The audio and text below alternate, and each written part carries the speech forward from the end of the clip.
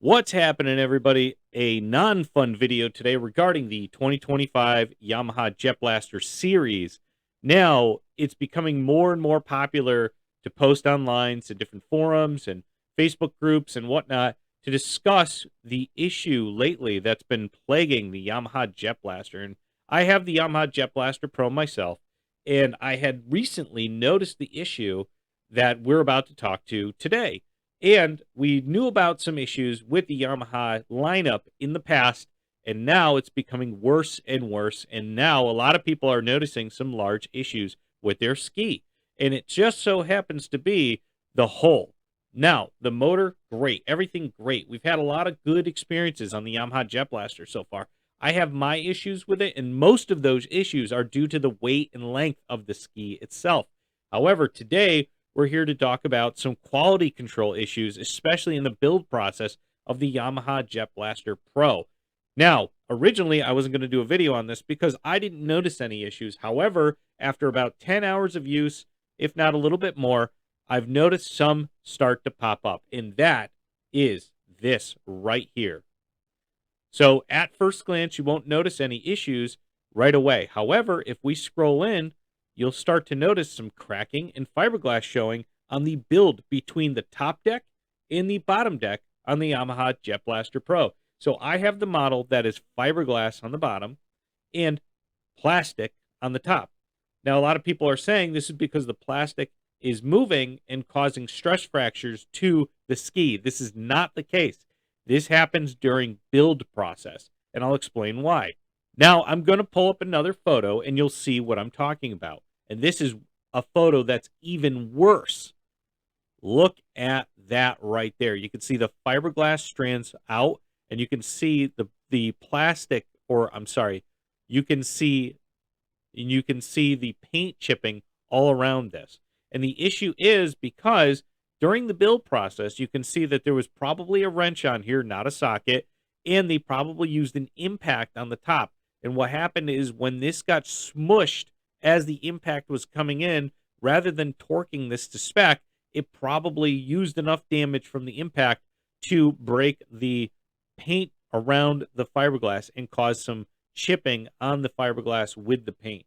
So this is my ski, and I have seen this directly. Now, we do know about the problems with the build quality of this right here. You can see that right there. When I got the ski, this was on purchase day, I noticed there was a paint crack right on the bottom of the hull. That didn't bug me too much because that was going to cause any issues. However, this is becoming more and more known on forum posting and also more and more known on something like Facebook groups. So I'm going to pull up some of these discussions on the Facebook groups. So this is somebody that says, watch your JetBlaster Pro 2025 if there's a problem, 8 hours on clock on his. You can see you have, again, paint chipping and fiberglass showing on the underneath of the ski itself. And you can see the strands here as well. And this is because of the very small lock nut on the bottom and probably over tightening on the top. You can see there's cracking right here. And that's due to the paint, not necessarily the fiberglass itself. So it looks worse than it actually is. This is still an issue. And then I'll pull up a couple more here. As you can see, look at that. They said, Yamaha said my dealer will have to redo the gel coat.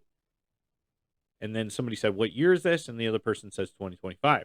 And you can see that this is a JetBlaster Pro, similar to the year of mine as well. But this not only affects the JetBlaster Pro, this appears to be also affecting the DLX model as well. You can see the white underneath, which the JetBlaster Pro does not come in. And you can see this is plastic.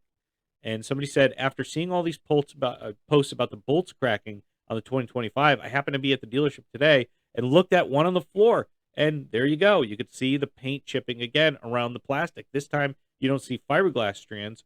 You just see black, which is the polypropylene or plastic, as you can see on the bottom deck.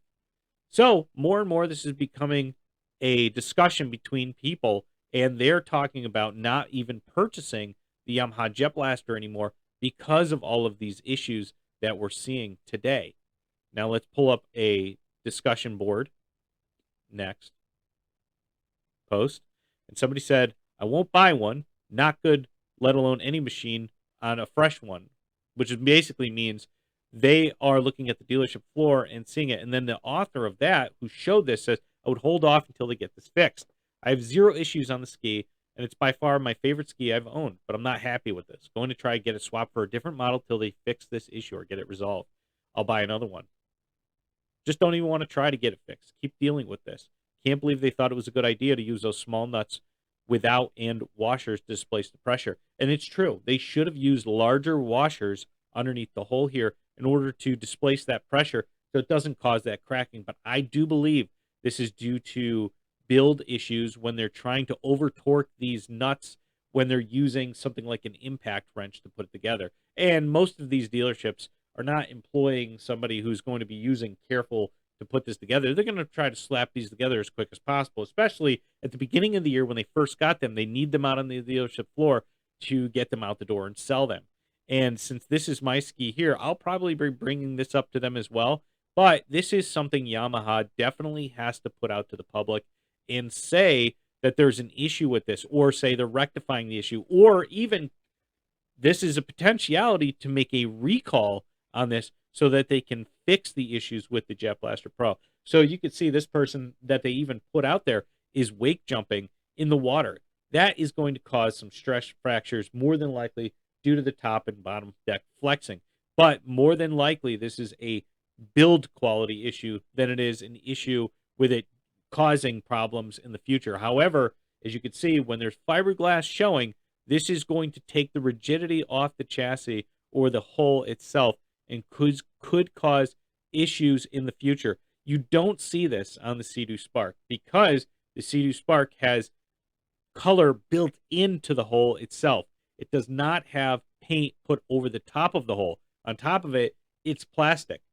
But as we see here, plastic does have this cracking.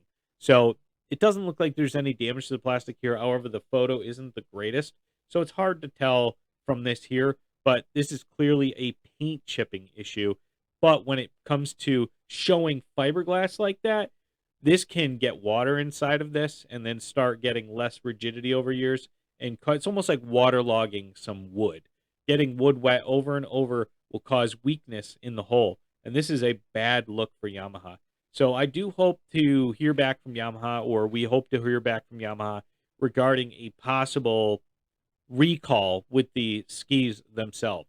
Now, does this detract from me liking this ski? No, not at all. I think this is a step in the right direction. I still don't think this ski is exactly where we want to be, as I stated. Even after owning this for 5 months now, or 4 months, I would say this ski is great, but it still is not where we want it to be. So this may detract you from buying the ski in the near future, but I do hope they resolve this quality and recall this issue. I'm going to be talking to the dealer. I'm also going to be chatting with Yamaha to see what they say about this. And hopefully they reach out and give me a heads up on this so I could display it to the public. But that's that. Hope you all enjoyed this video. If you have this issue, please leave a comment below letting us know what you're doing about it. And if this, or if you're looking to purchase one of these skis, if it detracts you from buying it. But anyways, guys, thanks for watching, and we'll see you in the next one. Take it easy.